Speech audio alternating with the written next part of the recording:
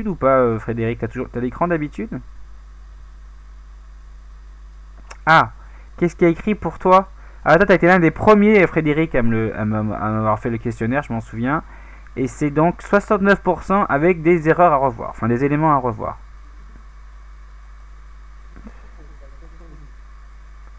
Ok? Alors, bon, je vais passer à la correction. Parce que c'était pas très dur, mais je pense que c'est normal de faire des petites erreurs comme ça, des erreurs qui sont assez classiques. Mais donc, on va voir ça tout de suite. Alors, je vais le cacher ici. Alors, ici, il fallait calculer le coefficient binomial 5, 2. Et il fallait détailler votre calcul. Donc là, ce que vous voyez à l'écran, c'est juste, c'est bien fait. Donc je rappelle la formule de manière générale. Donc si là vous avez n, là vous avez k. Donc là vous avez n factoriel, là vous avez k factoriel, et là vous avez n moins k factoriel. Donc tout est juste là, c'est juste que je précise la formule. Donc le calcul est bon. Donc là ça fait 10. On pourrait simplifier, donc là la personne n'a pas simplifié. Bon, on peut calculer, mais on peut simplifier puisque vous avez... On peut simplifier par 1, par 2, par 3. Voilà. Et à la fin j'ai 20 divisé par 2 et ça fait bien 10. D'accord? J'aurais pu écrire directement. Bon, j'aurais même pu simplifier par...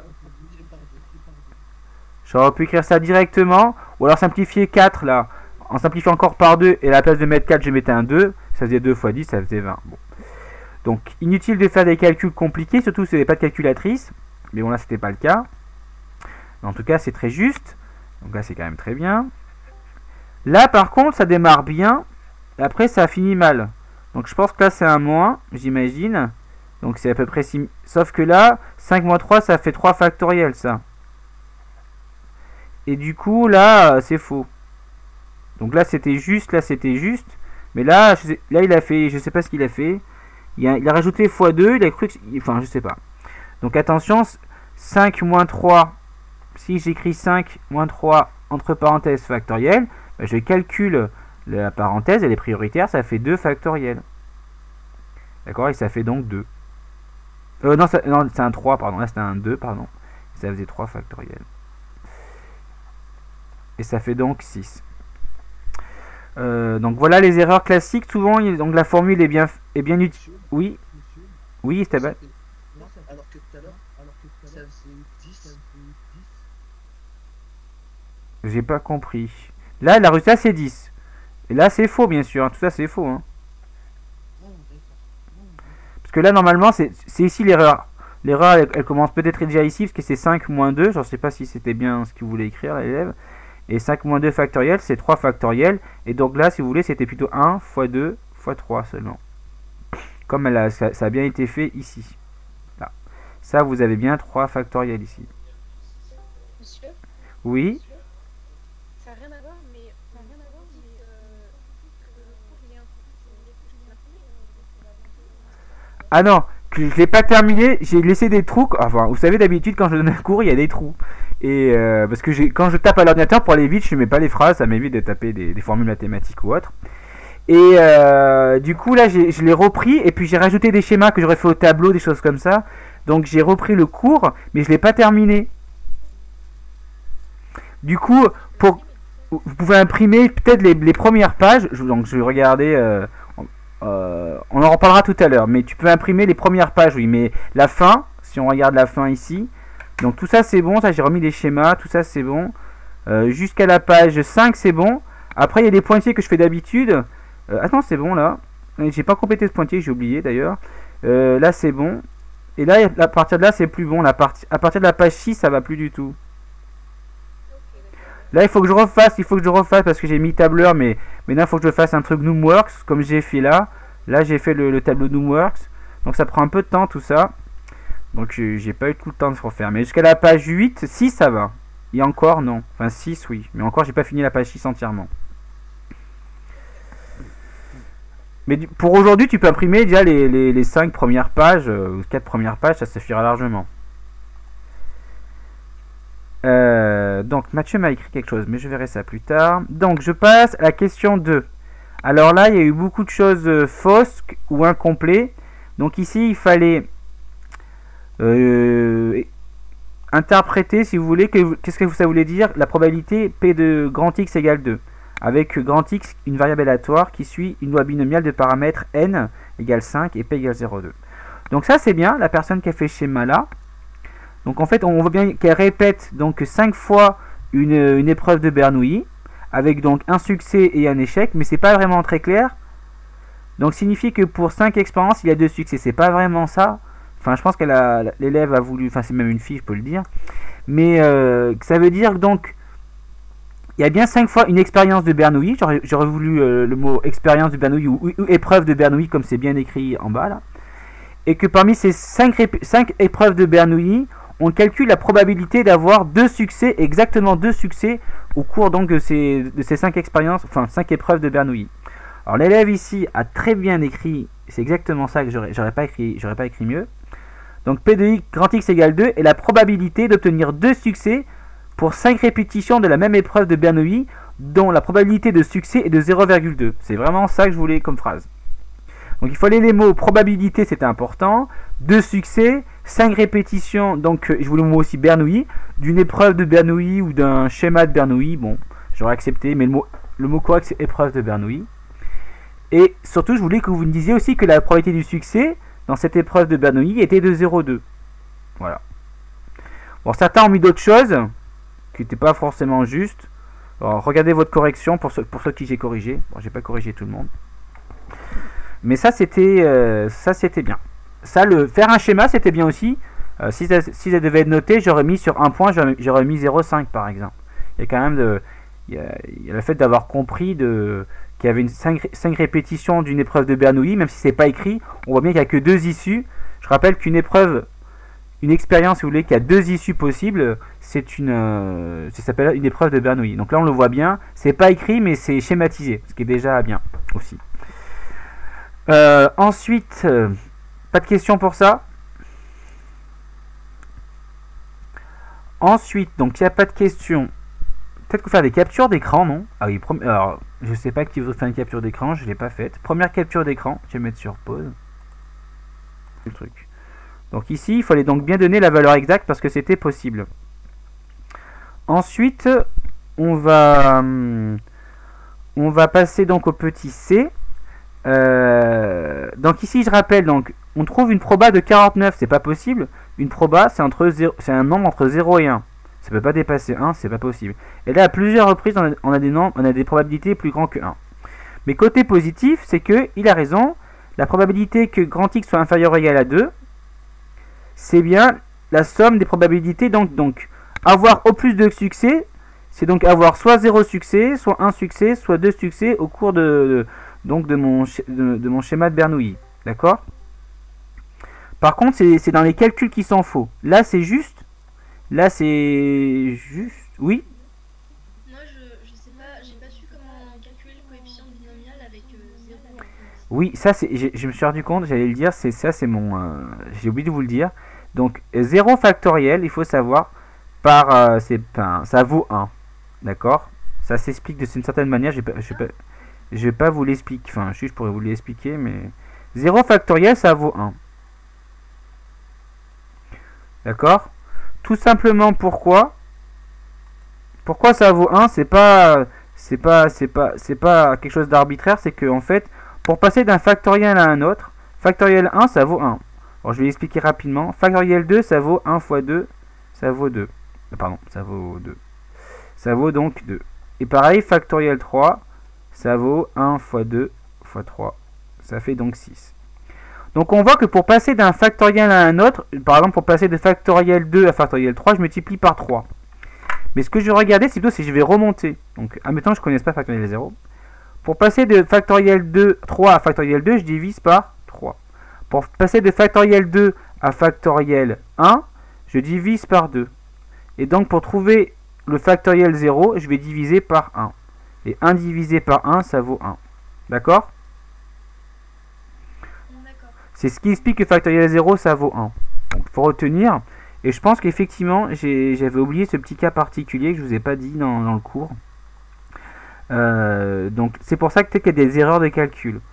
Alors ici, c'est pareil. Les probabilités, elles dépassent Donc ici, ça vaut pas du tout 10, ça vaut pas du tout 10, là ça dépasse 1. Et là c'est bon, je pense, ça doit être juste. Donc si je calcule au passage, donc je vais le calculer ici, 5 binomial 5, 0, c'est donc factoriel 5 sur factoriel 0 sur factoriel 5 moins 0. Bon, au final, j'ai pas calculé factoriel 5, ça fait factoriel 5, ça fait 1, factoriel 0 ça vaut 1, fois factoriel 5, et ça vaut donc combien?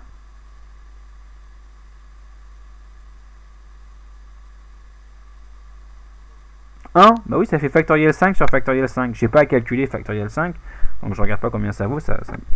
Là, j'ai donc j'ai factoriel 5 sur factoriel 5, ça vaut 1. Donc ici, par contre, c'est juste, l'élève en est bien sorti.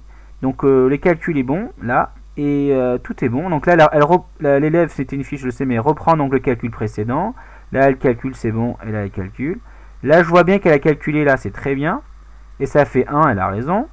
Et donc à la fin, elle fait des calculs et elle trouve ça. Voilà. Donc là, elle savait que factoriel 0, ça valait 1.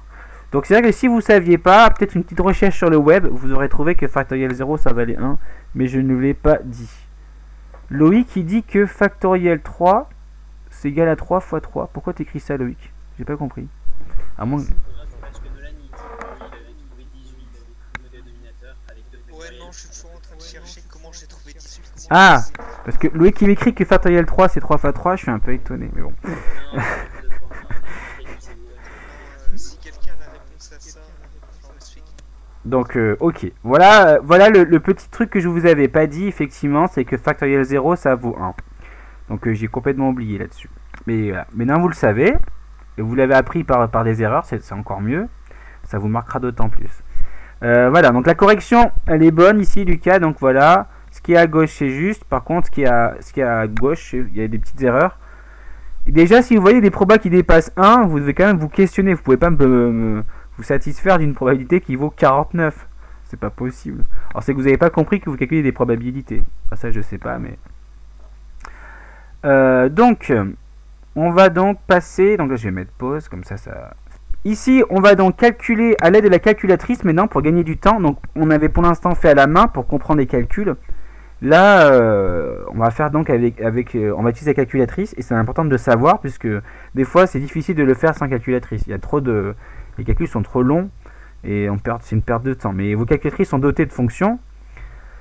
Donc, on va calculer ça. Je vous demande de le faire, bien sûr, à l'aide donc suivant votre modèle. Donc vous voyez sur le chat les différents modèles. Donc si vous avez une Casio, si vous avez une TI et si vous avez une Numworks. Alors la Numworks c'est ce qu'il y a de plus simple, je trouve, le plus intuitif. Et vous me dites combien vous trouvez et on verra ça après. Je mets pause. C'est pas grave. Donc ensuite. À la calculatrice vous le faites et là par contre vous voyez ça c'est long. Si je devais calculer à la main P de X inférieur ou égal à 10, donc la probabilité d'avoir au plus 10 succès, il faudrait que donc ça je vous rappelle et là ce serait un peu long, ce serait c'est P de X égale 0, donc j'ai pas de succès au cours de mes épreuves, j'en ai un seul, etc. Donc vous voyez ça c'est un peu long à faire. Donc ici je vais pas le faire, donc il faudrait écrire à chaque fois comme dans le cas P de X égale 5, mais pour P de X égale 0, P de X égale 1 et P de X égale 10. Et votre calculatrice, elle vous permet directement de donner le résultat. Donc si je regarde, donc c'est à peu près 0,588. D'accord. Donc là, je vais donner une valeur rapprochée. 0,588. Est-ce que c'est bon pour tout le monde ça, ce genre de manipulation? J'ai oublié de dire que le paramètre c'est N et P. Comme je répète 20 fois, je lance 20 fois une pièce équilibrée, c'est-à-dire que je répète 20 fois mon épreuve de Bernoulli, donc c'est 20. Et la probabilité d'un succès, comme la pièce est équilibrée, c'est 0,5, c'est une chance sur 2. Donc j'ai oublié de le préciser là. Donc voilà, il n'y avait rien de nouveau. Maintenant, s'il n'y a pas de questions, donc ça vous aurez des questions là-dessus à faire pour mercredi. Ensuite, on va passer à la suite du cours. Donc ça c'est à savoir faire, donc avec la calculatrice. Maintenant, on va parler donc d'espérance, de variance et d'écart type. D'accord? Donc vous avez une variable aléatoire qui suit la loi binomiale de paramètres NP. L'espérance, c'est admis, on va pas le démontrer, mais l'espérance de cette variable aléatoire c'est n fois p ou np. La variance c'est donc n fois p, 1 facteur de 1 moins p. Et l'écart type, qu'on appelle sigma x, c'est la racine carrée de la variance. Il manque une parenthèse ici, là je me rends compte maintenant. Enfin, je ne peux pas écrire d'ailleurs. Il manque une parenthèse. Et donc ça à connaître par cœur malheureusement. Ça se démontre, mais la démonstration n'est pas au programme. Parce qu'il manque que vous ayez des connaissances que vous n'avez pas. Et donc, ce qu'il faut retenir surtout, c'est l'interprétation. Une espérance, on l'a déjà vu, l'espérance, ça donne la moyenne. D'accord? Là, ce sera dans l'expérience aléatoire de Bernoulli, là, ce sera la moyenne de succès.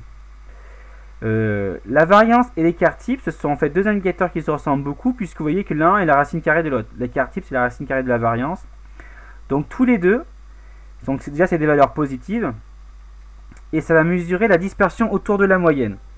C'est-à-dire que plus, donc si la variance et l'écart type sont nuls, ça veut dire qu'on ne s'écarte pas de la moyenne. Ça veut dire que finalement, à chaque fois, j'ai la même, enfin en tout cas pour l'expérience, je suis dans la moyenne. Par contre, si mon écart type et ma variance est très grande, ça veut dire que mes résultats s'écartent beaucoup de la moyenne. Donc, dans mon expérience, par exemple ici, donc de la loi binomiale. D'accord? Donc, on y va. On va donc faire l'exercice méthode là. Alors que capture d'écran de tout ça. Comme ça, vous pouvez, on va essayer de le faire. C'est pas très dur. Il suffit juste d'appliquer la méthode, enfin la formule. Il faut les connaître par cœur. Donc capture d'écran, page c'est Noël qui écrit, je sais pas si c'est Lucas. Ou je la fais, c'est comme vous voulez.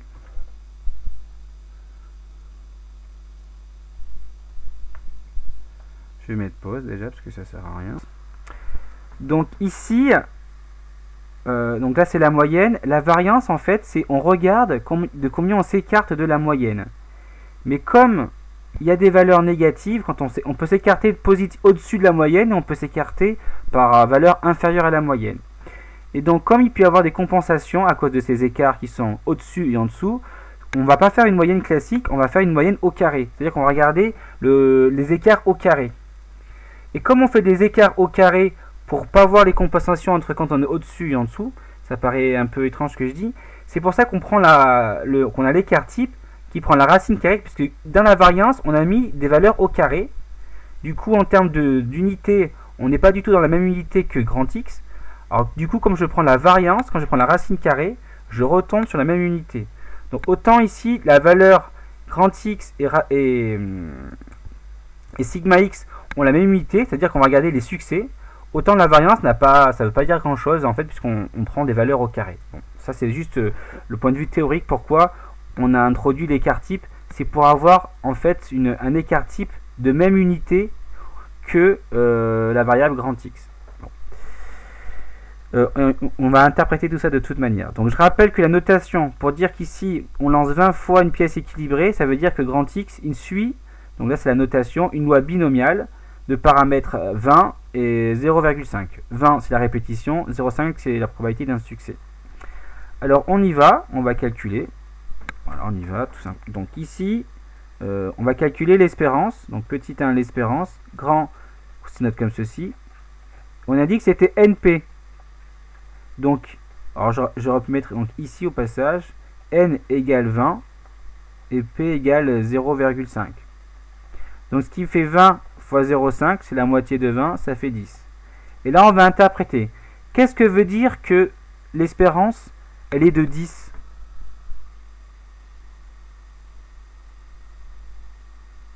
Quelqu'un a une réponse? Bah, comme moyenne, on aurait 10 succès. Ouais, sur les 20 répétitions, voilà, c'est ça. Donc, au cours des 20 répétitions, au cours des 20 répétitions, Ça, il faut l'écrire, c'est important de comprendre l'interprétation. Donc, des épreuves de Bernoulli, donc le lancer de pièces ici.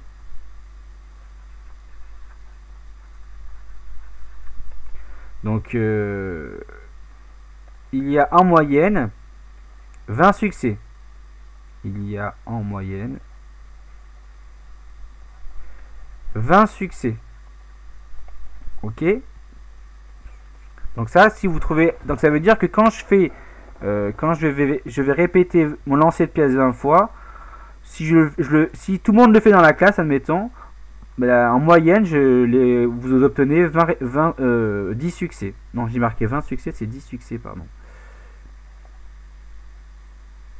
Évidemment, il y en a qui vont avoir 0 succès, il y en a qui vont avoir 20 succès, c'est possible, c'est très rare. Il y en a qui vont avoir 14 succès, d'autres 8 succès, mais en moyenne, si je regarde sur un échantillon assez grand, la moyenne serait de 10. Maintenant, on va calculer la variance.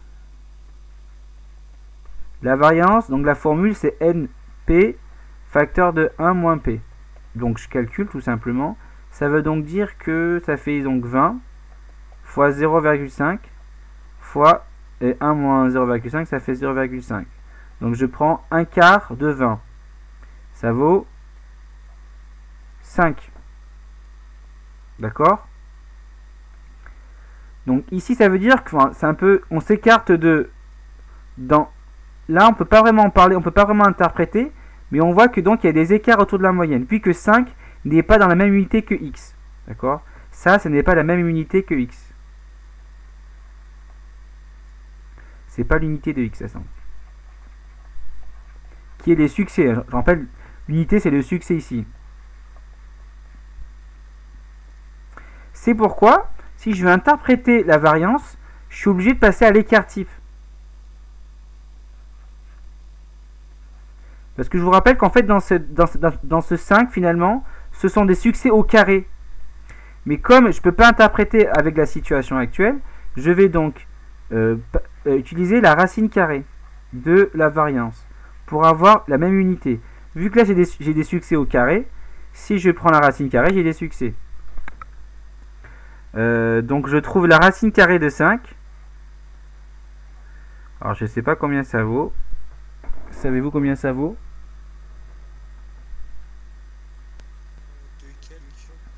Alors, je veux quelque chose de plus précis. Je vais utiliser ma calculatrice. Je vais le faire. 2,24. Ah, tout le monde a dit ça à l'unisson. 2,24. Très bien, je vais prendre cette valeur. Et là, je peux interpréter. Autant la variance, c'est un indicateur. Je pourrais dire que je m'écarte de la moyenne. En fait, je m'écarte donc du succès, mais je ne peux pas vraiment dire utiliser le mot succès avec le mot 5, avec le nombre 5. Par contre, comme j'ai la racine carrée, donc c'est-à-dire l'écart type, là, je peux interpréter. D'accord? Donc là, ça veut dire que je m'écarte, donc au cours de... Enfin, pour être précis, donc dans la majorité des cas, je vais m'écarter de 2,4 succès autour de la moyenne. Donc en fait, une grande majorité, que ce sera même, c'est même 64%, mais je vous dirai après, une grande majorité donc de mes succès, on dit des succès tout court, au cours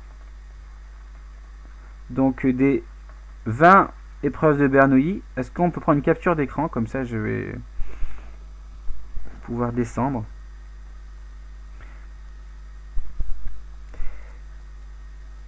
Alors, le mot grande majorité, il ne veut pas dire grand chose. Hein. Donc, c'est 64%. Bon, c'est plus la majorité. C'est peut-être pas le mot grande majorité, mais donc dans une grande majorité des cas, donc je vais donc écrire ça. Une grande majorité des succès au cours des 20 épreuves de Bernoulli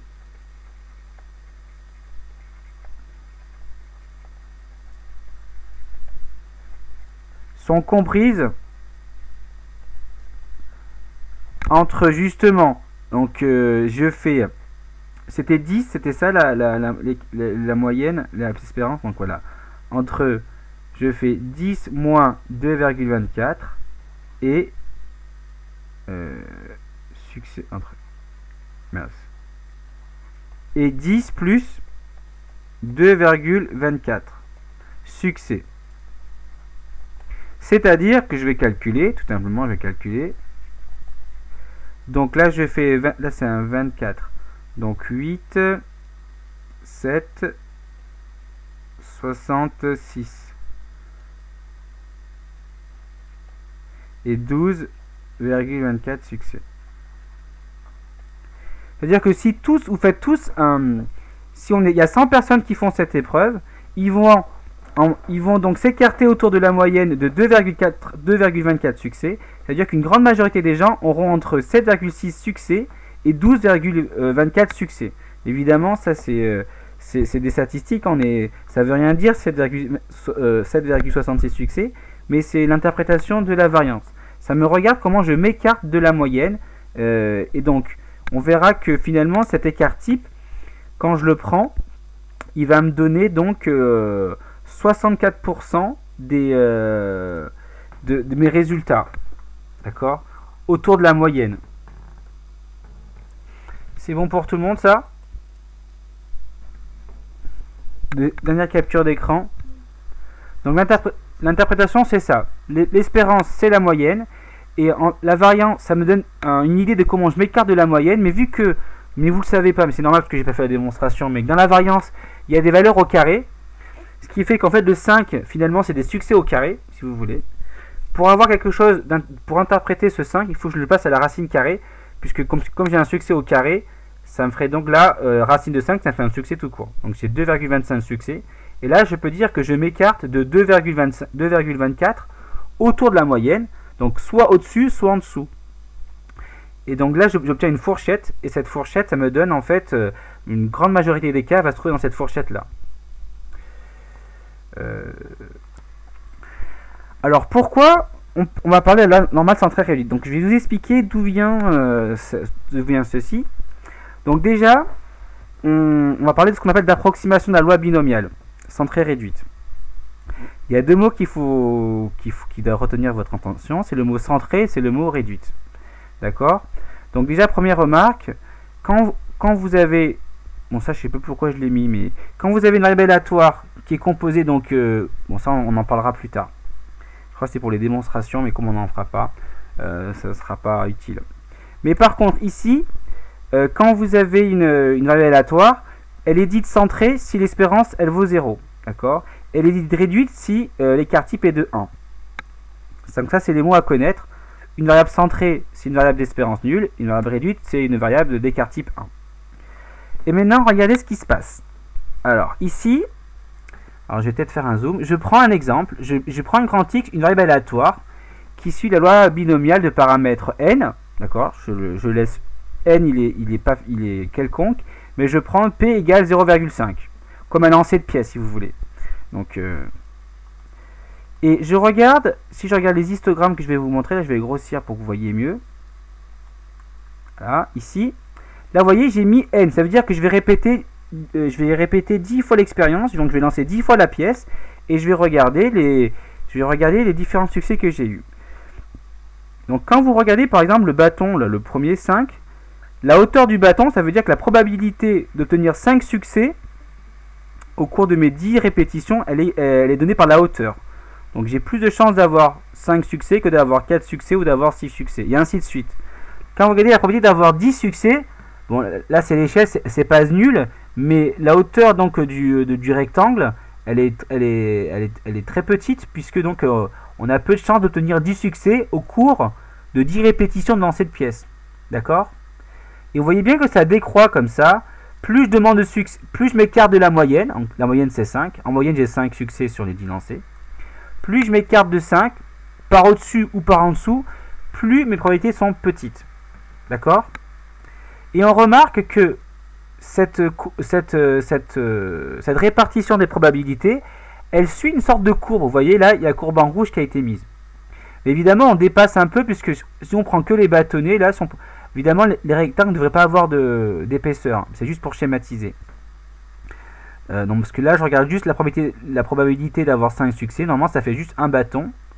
Et la probabilité d'avoir 4 succès, c'est juste un bâton. Il n'y a pas d'épaisseur. Mais si j'augmente maintenant le nombre de répétitions de mon épreuve de Bernoulli, si maintenant je lance pas 10 fois la pièce, mais je la lance 50 fois, toujours avec la même probabilité, la pièce a été équilibrée, j'ai toujours 0,5 chance d'avoir un pile ou un face. Là vous voyez bien que la moyenne c'est 25 maintenant, voyez. Donc la probabilité la plus forte, si je devais parier, donc si je devais parier sur un nombre de succès, ce serait 25 succès au cours de mes 25 répétitions. Parce qu'on voit que la probabilité, c'est là la plus haute. Et plus je m'éloigne de cette moyenne, par le haut ou par le bas, c'est-à-dire que si je demande par exemple 30 succès, c'est pareil que de demander 20 succès. Non, pardon. Là, il faudrait qu'on se m'écarte de 5. Donc ce serait plutôt 20. Ah, c'est bon, c'est ça. 30 succès. Après d'avoir 30 succès, finalement, on voit que c'est pareil que d'avoir 20 succès. Mais c'est toujours plus bas de toute manière que la probabilité d'avoir 20 succès. Et on voit encore une fois que quand je regarde la répartition des probabilités, ça suit une courbe. En fait, c'est la même courbe que tout à l'heure, mais vue avec une échelle différente. Est-ce que vous me suivez ou pas? C'est bon pour l'instant? Ok. Là, mon n, je suis passé de, je crois, de 10 à 50. Maintenant, mon n, j'ai passé de 50 à 100, vous le voyez. Et on remarque que quand n vaut 100, vous voyez, les écarts par rapport à la courbe sont de plus en plus petits, vous voyez. Alors si je regarde là, il y a quand même des gros écarts, là ça dépasse, il y a des gros blancs partout, d'accord. On s'écarte un peu, puis il y a des blancs. Plus j'augmente mon nombre de lancers, si vous voulez, de pièces, plus les écarts sont petits d'ailleurs. Il y a toujours des écarts. Là, n égale 100, pareil. Toujours pareil, la moyenne, elle est toujours de 5. Là, c'est donc le milieu, c'est 50. J'ai plus de chances d'avoir 50 succès sur mes 100 lancers. Et plus je m'éloigne, plus j'ai moins de chances. Les probabilités sont faibles. Et on voit que donc l'écart avec la courbe diminue de plus en plus. Cette observation a conduit à un théorème qui a été démontré. C'est pas qu'une simple observation. Là, on voit, si vous voyez, c'est des cas particuliers. Mais il y a un fameux théorème très important dans le monde des probabilités et des statistiques, qui est le théorème de Moivre-Laplace, que je vais vous montrer. Je crois que j'ai écrit juste après. Voilà. 50. Voilà. Donc le théorème de Moivre-Laplace. Ce théorème, il dit quoi? Il dit que xn est une variable aléatoire qui suit une loi binomiale de paramètres np. D'accord? On va poser une... Alors ça, c'est une loi quelconque, binomiale quelconque. Comme une loi binomiale, elle n'est pas forcément centrée réduite, parce que je rappelle qu'une loi centrée réduite, c'est de centrée, c'est que d'espérance nulle et d'écart type réduite et d'écart type 1. Et qu'une loi binomiale, elle n'est pas forcément d'espérance nulle et d'écart type égal à 1. On l'a vu dans l'exercice, méthode qu'on vient de faire. Ce qu'on va se faire, c'est qu'on va se ramener à une variable aléatoire centrée réduite. C'est-à-dire que si vous regardez l'espérance de cette nouvelle variable aléatoire que j'ai construite à partir de xn, c'est un peu compliqué, mais ça va se décanter dans la leçon. Parce que ça c'est un théorème de fin de chapitre, mais je l'introduis là pour vous expliquer pourquoi on étudie la loi qu'on va appeler la loi normale. Donc, cette variable aléatoire Zn, c'est une loi qui est centrée réduite, et on remarque que plus on augmente n, vous voyez n ici, n à l'infini, plus je vais augmenter n, plus ma probabilité de ma nouvelle variable aléatoire, finalement, elle va représenter l'aire sous la courbe. Et c'est exactement ce qui est dessiné en haut sur les dessins. C'est que là, par exemple, vous voyez des aires vous voyez que ce qui est mis en bleu, finalement, c'est une probabilité et on peut calculer comme étant l'aire sous la courbe. Évidemment, ceci est vrai que quand n est suffisamment grand, pour les petites valeurs, c'est pas assez précis, puisqu'il y a quand même on compense pas toutes les parties blanches que vous voyez sous la courbe, ne sont pas forcément bien compensées par les hauteurs de rectangles. Mais plus n augmente, plus cette précision elle augmente.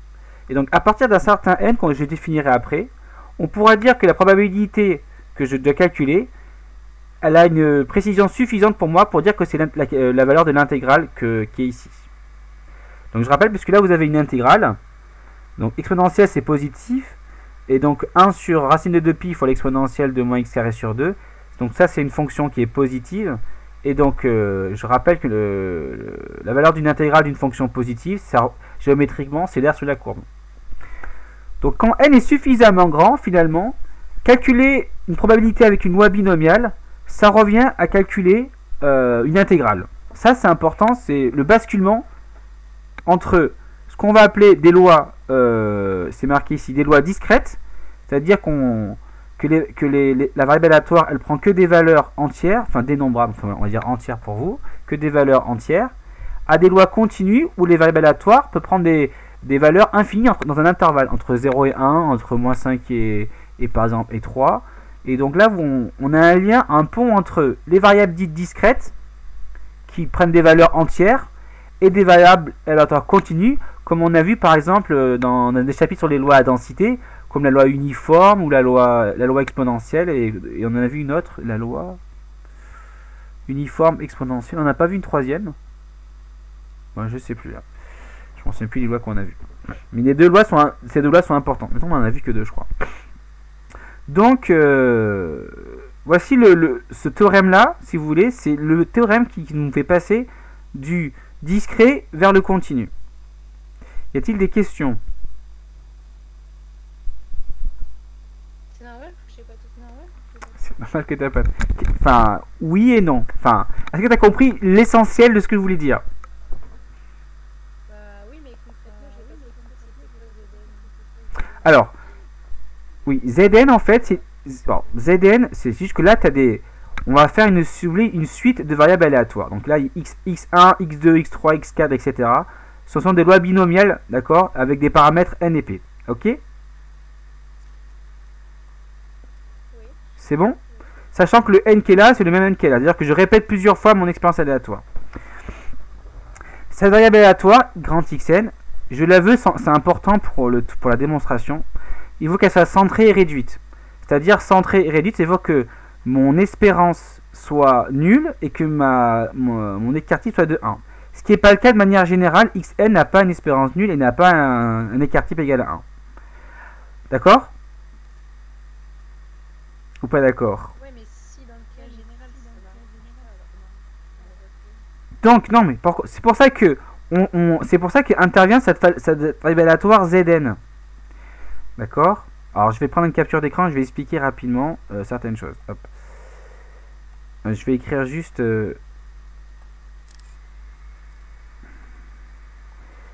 Alors là, j'ai beaucoup parlé, donc c'est pour ça qu'on y a... donc ici, si je regarde... L'important, c'est de se ramener à une valeur centrée réduite. Finalement, au niveau de graphiquement, c'est que de ramener la courbe avec un axe de symétrie sur l'axe des ordonnées et que au niveau du pic, il soit pas trop haut. Ici, regardez. Si je regarde, je note que y grand xn, ça c'est son espérance, d'accord? Il n'est pas forcément égal à 0. Ok? De manière générale, d'accord? Par contre, si je regarde l'espérance de grand Zn, c'est pour ça que je l'avais écrit, mais parce que je l'aurais fait, c'est ceci.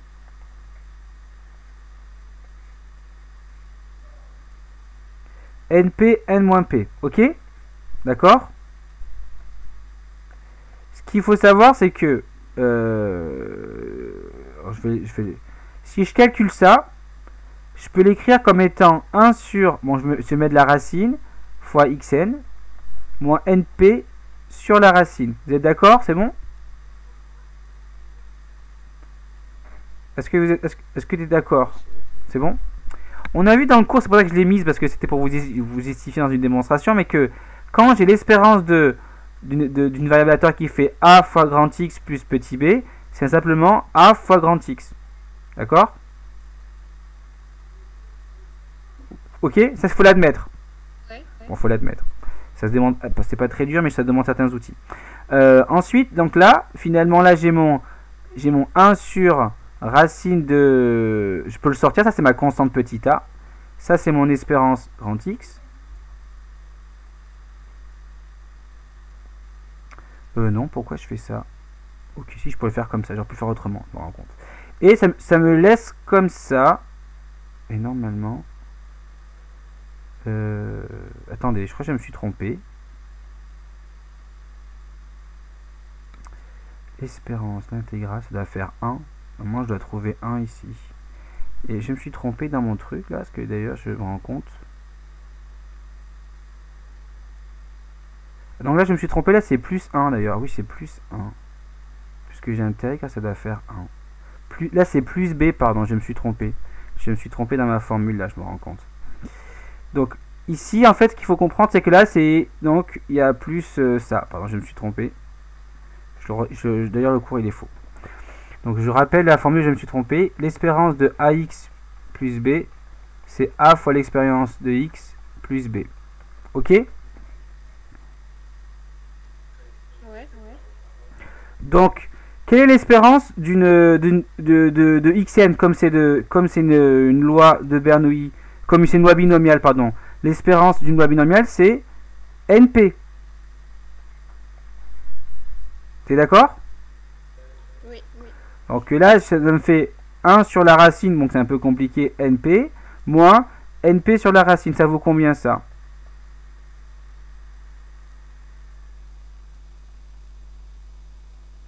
Combien est-ce que c'est? 0. C'est pour dire que la variable, elle est centrée. D'accord. Ok. On ferait pareil aussi, il faudrait donc d'autres propriétés, mais il faudrait pareil pour montrer qu'elle est réduite. Il faudrait montrer que le sigma de Zn, lui, est égal à 1. D'accord? Bon, ça c'est juste pour dire ça. J'ai besoin d'avoir que ce soit centré et réduit. Donc que l'espérance de Zn, elle soit nulle, et que l'écart type de Zn soit 1. Ce qui n'est pas le cas pour Xn en fait. C'est pour ça que j'ai besoin de changer de variable, d'aléatoire. Et dans ce cas-là, quand j'ai une variable centrée réduite, je sais que plus mon n augmente, plus ma probabilité que Zn soit entre A et B, finalement, ça revient à calculer une intégrale. Et géométriquement, puisque la fonction est positive, ça revient à calculer l'aire sous la courbe. C'est bon ça? Je comprends pas pourquoi une intervalle. A et B. Parce que quand tu ça c'est une probabilité. C'est la probabilité d'avoir par exemple là Zn, ça suit pas vraiment une loi binomiale, mais tu peux dire c'est la probabilité d'avoir, je sais pas moi, d'avoir entre un succès et par exemple 5 succès. Ah oui, d'accord. Tu pourrais mettre A égale 0 si tu voulais. Hein. À ce compte-là, là, tu mettrais ici tu mettrais 0. Oui, D'accord? C'est bon? Tout ça pour dire que quand je vais calculer cette probabilité-là, ça me revient à calculer une intégrale. Ok?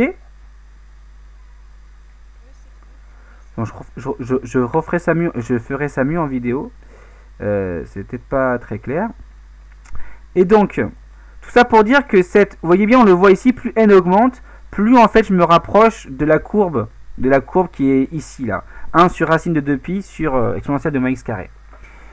Et donc, on va donc calculer des probabilités dans ce chapitre.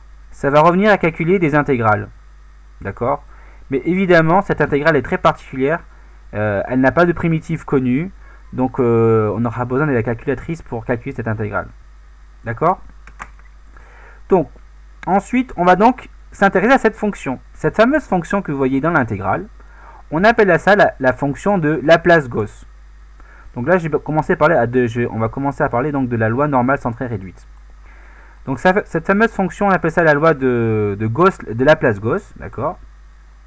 Elle a cette forme-là, comme vous pouvez le voir, elle a une forme dite en cloche. On appelle ça la courbe de Gauss. Vous la voyez partout, en fait, dans la vie, comme je vous l'ai dit la dernière fois. Si vous regardez, par exemple, l'épidémie du Covid, là, elle a une courbe en cloche. D'accord? Donc c'est comme ça que les mathématiciens modélisent un petit peu les phénomènes, certains phénomènes, et essayent de prévoir.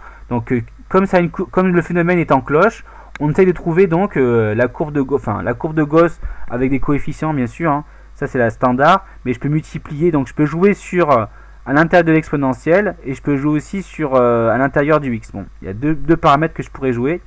Là c'est le cas où justement on est centré réduit. Donc je ne vais pas jouer sur le x ni sur le dénominateur dans l'exponentielle. Donc on appelle ça une courbe en cloche. D'accord? C'est bon, jusque là ça va? Donc, cette fonction on la retrouve de partout et ce qui est impressionnant, on la retrouve pas forcément en probabilité. C'est vraiment une fonction qui est très très importante dans le monde mathématique. Et on la retrouve énormément dans beaucoup de de théorie, ou de domaine plutôt, voilà, plutôt de domaine des maths. Elle a une très grande place en probabilité, mais pas qu'en probabilité. Alors, on la retrouve vraiment partout. Donc cette courbe, donc elle a un sommet, bien sûr, elle a un pic. Si vous voulez, c'est le pic de l'épidémie là. Donc ici, comme c'est centré, vous voyez, elle est centrée, ça veut donc dire qu'elle est symétrique par rapport à l'axe des ordonnées. Et donc et que sa moyenne vaut 0. Vous voyez, la moyenne c'est le milieu de la courbe là, c'est donc 0. Donc le sommet ici tout en haut, il a pour coordonnées bien sûr 0 et phi de 0. Et phi des 0 c'est 1 sur racine de 2pi.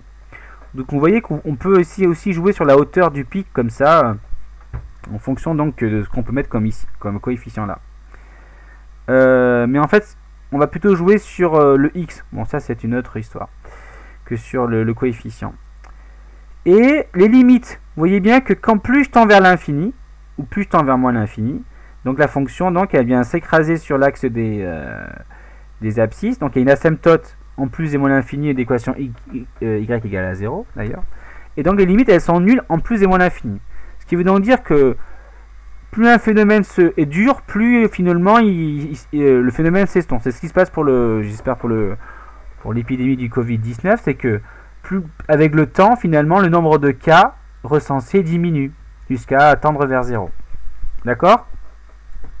S'il n'y a pas de seconde vague. Ensuite, on voit donc que la fonction elle est paire, c'est ce que je disais, elle est symétrique par rapport à l'axe des ordonnées. Et chose importante, cette fonction, et ça c'est admis, et c'est aussi un résultat important, c'est une fonction de densité.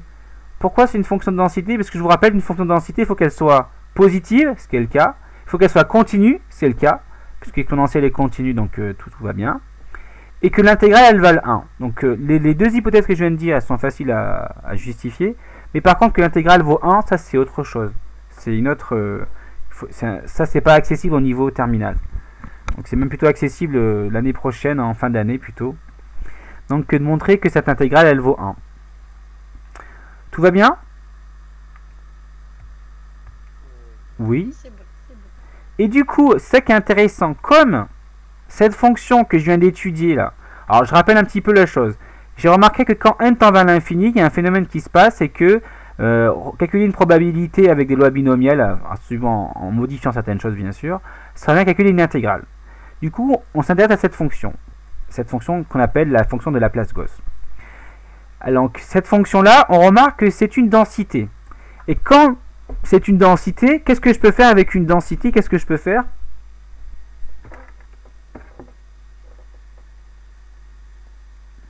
Quelqu'un a une proposition?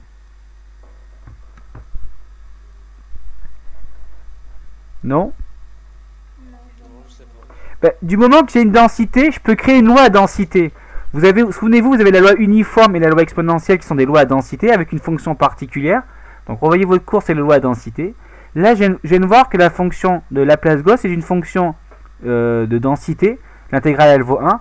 Donc grâce à cette fonction, je vais créer finalement ce qu'on appelle une loi à densité que je vais appeler la loi normale. Et qui tout simplement, je vous rappelle que quand vous avez une loi qui a une densité de probabilité, calculer sa probabilité, ça revient à calculer donc l'intégrale de la fonction sur les bornes, d'accord, qu'on se donne au départ. Est-ce que vous vous souvenez de ça ou pas? Oui? Donc de manière générale, donc alors bon, là après je vais terminer le cours. Donc ici vous avez donc ce qu'on appelle définition 7, la loi normale centrée réduite. Donc forcément c'est une loi d'espérance nulle et d'écart type 1. Et quand je vais calculer donc cette loi, la probabilité que Z soit entre A et B, ça va revenir donc à calculer l'aire sous la courbe entre A et B. Donc ici par exemple, bon, j'ai pris entre moins 2 et 1, donc la valeur de A c'est moins 2 et la valeur de B c'est 1. Donc calculer cette probabilité va revenir à calculer l'aire sous la courbe. D'accord? Est-ce que vous me suivez jusque là? Oui. Donc, bon, c'est un peu nouveau, mais vous allez voir, on va le travailler. On n'aura pas le temps de travailler aujourd'hui mais on le travaillera plutôt mercredi. Donc Z, donc, elle admet phi comme fonction de densité de probabilité, puisque son intégrale elle vaut 1 et qu'en plus elle est continue et positive, je le rappelle. Et on va voir que comme pour les densités à probabilité, ponctuellement ça vaut 0. La probabilité juste, vous voyez, l'air sous la courbe juste pour un segment. Si je prends juste 1 là, je ne prends pas l'air mais juste le bâtonnet 1 là, qui n'a pas d'épaisseur là, bah, la probabilité que z égale 1, ça vaut 0. Donc la probabilité de ponctuelle, que z prend une valeur ponctuelle, ça vaut 0. Souvenez-vous, c'est comme quand on avait fait sur les fonctions, sur les probabilités à densité, sur les lois d'attente, la probabilité d'attendre par exemple, je sais que quand je vais à l'hôpital, le temps d'attente est entre 0 et 2 heures, mais la probabilité que j'attende exactement par exemple 5 minutes, ça, la probabilité elle est nulle, parce que comme la loi est continue, en un point, ça n'a pas de sens de calculer la probabilité en un seul, en un temps précis. Et là c'est pareil, on retrouve les mêmes propriétés. Donc une probabilité ponctuelle, elle vaut 0. Et que les inégalités soient larges ou strictes, ça n'a pas d'importance, puisqu'on n'est pas à un point près dans l'air dans la courbe. Donc là vous avez la probabilité que z soit compris strictement entre a et b. C'est pareil que si je mettais donc des inférieurs ou égales à b ou à a, ou que je les mette aux deux. D'accord? On avait vu ça, vous vous en souvenez?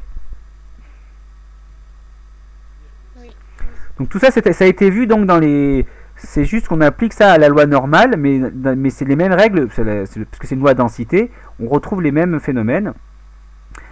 Et par symétrie, justement, ça c'est important, par symétrie, vu que l'air sous la courbe, elle vaut 1 entièrement, si je la coupe en deux à partir de 0 là, tout ce qui est à droite, donc la probabilité que z soit strictement plus grand que 0, c'est pareil que la probabilité que z soit égale à 0, supérieur ou égal à 0.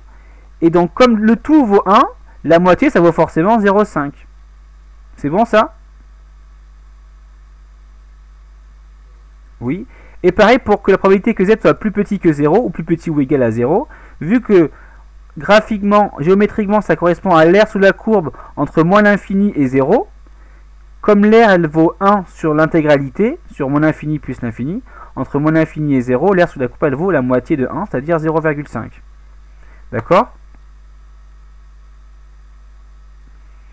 Ok. Donc voilà. On va s'arrêter là parce que là il est temps. On va voir donc on va plutôt faire des calculs mercredi, mais bon ça demande un peu de temps et quand même déjà de digérer ce que je viens de dire. Oui. Voilà, ça sera plus facile. Mais il était important de comprendre le fait que d'où vient cette loi. C'est vraiment, ça parle du théorème de Moivre-Laplace. Que finalement, calculer les probabilités, ça revient à calculer cette intégrale. Ça introduit une fonction qui, donc a la forme en cloche, comme ça, et qui a la particularité d'avoir, bon, on l'a fait un peu exprès, puisque je rappelle que le coefficient racine de 2pi, il n'est pas là par hasard. Hein. C'est pour que justement, on ait une intégrale qui vaut 1. Et de ce fait-là, l'intégrale qui vaut 1 va m'introduire donc une loi à densité qu'on appelle donc la loi centrée réduite. Et qui donc géométriquement se voit donc comme l'air sur la courbe. Donc ces probabilités-là, comme je vous l'ai dit, vous ne pourrez pas calculer l'intégrale de... On n'a pas de primitive de phi, donc la fonction de Gauss-Laplace, il n'y a pas de primitive officielle. Hein. Mais par contre, on peut calculer des valeurs approchées avec des techniques. Donc ça, c'est la calculatrice qui va le faire. Voilà. Je vous aurai un questionnaire donc qui sera le questionnaire combien 5, qui sera sur la loi binomiale hein, et donc sur l'utilisation d'une calculatrice. Donc ce sera assez rapide. Hein. Je vous demanderai de calculer ce genre de choses là, comme on l'a fait ici, et calculer des variances et des écarts types. Et des espérances aussi. C'est bon?